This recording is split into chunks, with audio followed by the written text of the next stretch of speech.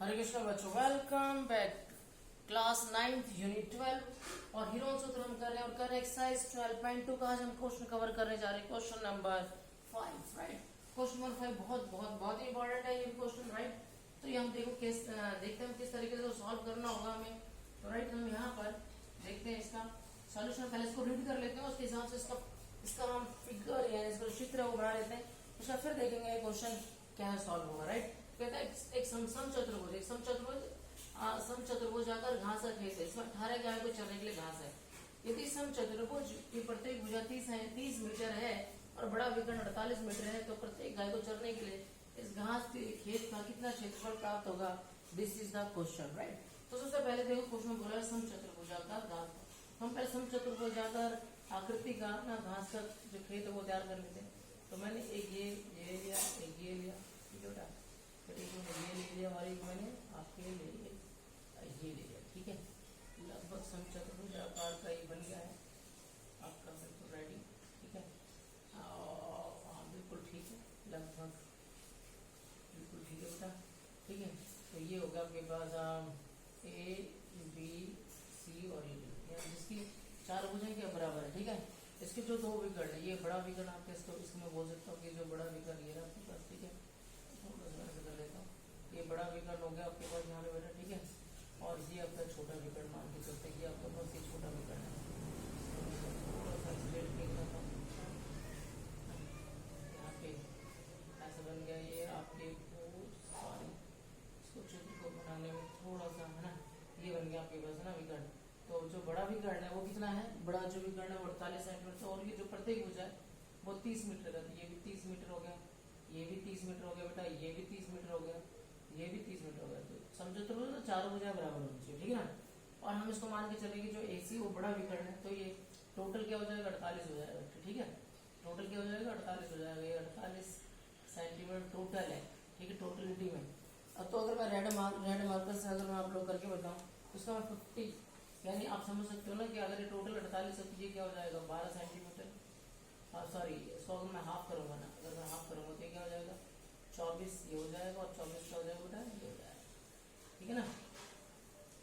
तो आपको यहाँ पे एक फंडामेंटल आपको पता होना चाहिए कि जो समचतुर्भुज के जो विकर्ण है वो एक दूसरे को समकोण पर समद्विभाजित करते हैं। किसमें? समकोण पे। तो हमें एक तो ये बात पता होना चाहिए। दूसरी बात हमें क्या पता होना चाहिए कि जो समचतुर्भुज जो क्षेत्रफल होता है वो 1/2 गुना में विकर्णों का गुणनफल होता है। तो अब विकर्णों का गुणनफल के लिए मुझे क्या करना पड़ेगा? देखो, एक विकर्ण तो मुझे मालूम है इजी, दूसरा विकर्ण मुझे फाइंड आउट करना है।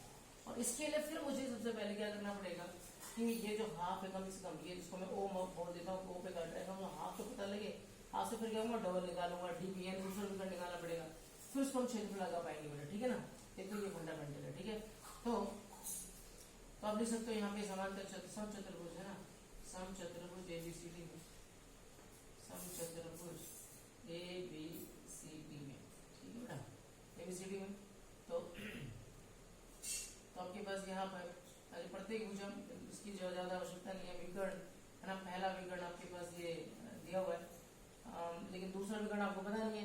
तो सबसे पहले आप क्या करो, यहाँ पे आप ठीक है, पहला विकर्ण ऐसे लिख सकते हो, या बड़ा विकर्ण, बड़ा नाम लेगा तो बड़ा विकर्ण लिख सकते हो, बड़ा विकर्ण। जो बड़ा विकर्ण है बेटा वो आपके पास एसी दिया हुआ है कितना?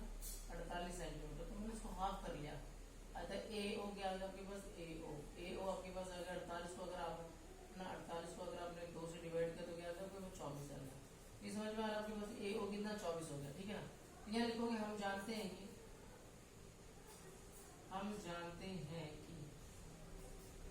समचतुर्भुज के जो विकर्ण है, समचतुर्भुज के विकर्ण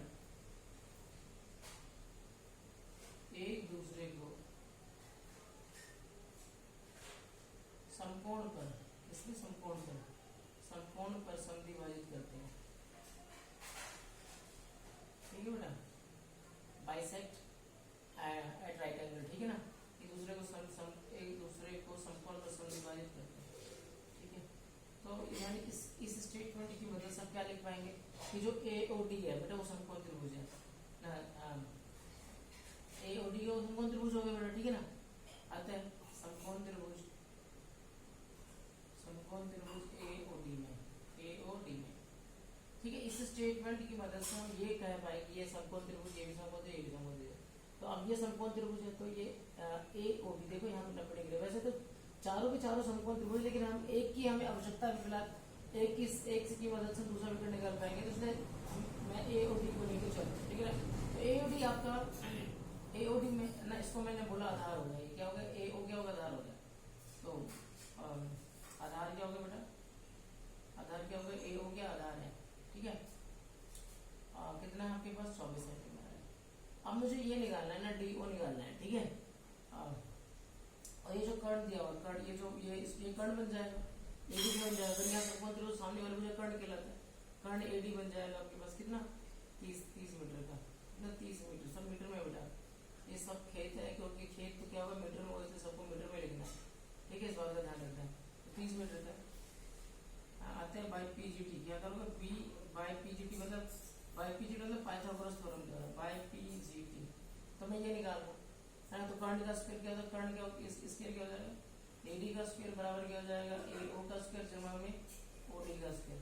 तो एडी आपके पास 30 है, 30 का स्क्वायर हो जाएगा बेटा, और ए ओ कितना 24 का स्क्वायर हो जाएगा, और ओडी कितना आपके पास निकालना है आपके पास, ओडी का स्क्वायर, ठीक है। ये हो जाएगा 900, और 24 का स्क्वायर कितना 576 होता है बेटा, ठीक है ना। और 900 माइनस में क्या हो जाएगा, 576 हो जाएगा ओडी का स्क्वायर। और देखो 900 में से 576 क्या, तो 10 में से 6 गया तो 4 आ गया, और 9 में से 7 गया तो 2 आ गया, और यहाँ पे बच गया 8 में से 5 324 आ गया ओडी का स्क्वायर, ठीक है बेटा। तो ओडी अगर मैं निकालूंगा, ओडी अगर निकालूं तो मैं ओडी को इधर छोड़ रहा हूँ बेटा, ओडी को यानी आप ऐसे लिख सकते हो ओडी का स्क्वायर 324 आ गया। तो ओडी को अगर आप यहाँ छोड़ेंगे तो ये क्या हो जाएगी, रूट हटाने के लिए क्या हो जाएगा, इसके ऊपर स्क्वायर रूट लगेगा। और आपको पता होना चाहिए कि आपके पास ये जो 324 18 का होता है, 18 का वर्ग होता है, इसका वर्ग निकाले तो 18 आएगा। तो आप देख भी सकते हो, अगर आपको ऐसे नहीं पता लग रहा तो आप ऐसे ऐसा भी करके दिखा सकते हो कि 324 का आपने गुणनखंड लेके आपको याद ना होगा 324 का होता है, तो ऐसे भी करके देख सकते हो। 2 एकम 2, 2 6 12, 2 2 4, फिर 2 8 16, 2 एकम 2, है ना। फिर 3 से 11, 3 2 6, 3 7 21, फिर 3 से 11, 3 3 9 और 3 3 9 हो जाएगा, फिर 3 3। तो देखो यहाँ पे 2 का जोड़ा बन गया, इसका जोड़ा बन गया, इसका जोड़ा बन गया। ये जिसका जोड़ा बन गया उसको एक बार 2 2 2 3 6 और 6 3 18। तो इस तरीके से आप यहाँ पे करके भी देख सकते हो, ठीक है ना। तो ये गुणनखंड करके देखेंगे तो यहाँ पे आपका साफ साफ पता लग रहा है ना, इसका पेड़ बन रहा है तो 18 निकल के आया। तो यानी आपको ये समझ में आ गया कि 18 है, क्या ये 18 सेंटीमीटर है। जब ओडी 18 है तो इसका मतलब क्या हो जाएगा, जो दूसरा विकर्ण है, देखो पहला भी बड़ा विकर्ण तो पता लगे, तो छोटा विकर्ण अब ले लेते हैं। छोटा विकर्ण, छोटा विकर्ण क्या है बेटा आपके पास, छोटा विकर्ण आपके पास जिसको मैं डीबी बोल रहा हूँ, ठीक है डीबी। और डीबी में क्या है कि अभी हम ओडी निकाल चुका हूँ, यानी डीबी का निकलेगा ओडी इंटू 2, ओडी 18 है और गुणा से 2 कर दे तो क्या आएगा 36 मीटर करेगा। अब मुझे देखो पूरे समचतुर्भुज में दोनों विकर्ण मालूम, बड़ा भी और छोटा भी, तो मैं क्षेत्रफल लगा सकता हूँ आसानी से। आते हैं समचतुर्भुज एबीसीडी का क्षेत्रफल, समचतुर्भुज एबीसीडी का क्षेत्रफल तो क्या हो जाएगा बेटा 1/2 गुना में विकर्णों का गुणनफल, विकर्णों का ये फार्मूला होता है, आपको याद रखना है, विकर्णों का गुणनफल, ठीक है ना। डन बेटा, ये आपके पास ये हो गया आपके पास 1/2। विकर्ण क्या है आपके पास, देखो विकर्ण पहला विकर्ण एसी, दूसरा विकर्ण क्या निकल के आया बीडी या डीबी।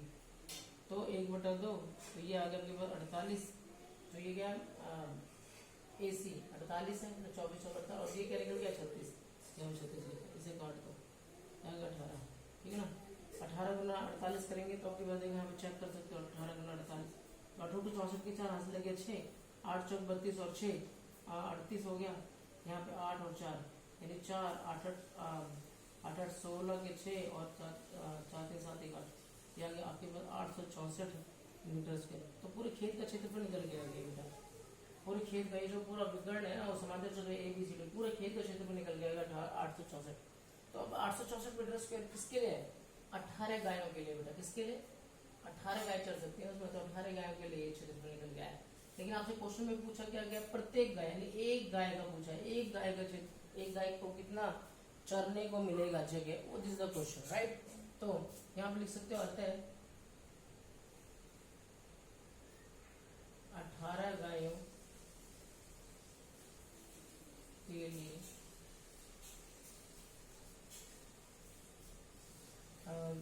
खेत का कितना क्षेत्र, 18 गायों चरने के लिए खेत का क्षेत्रफल,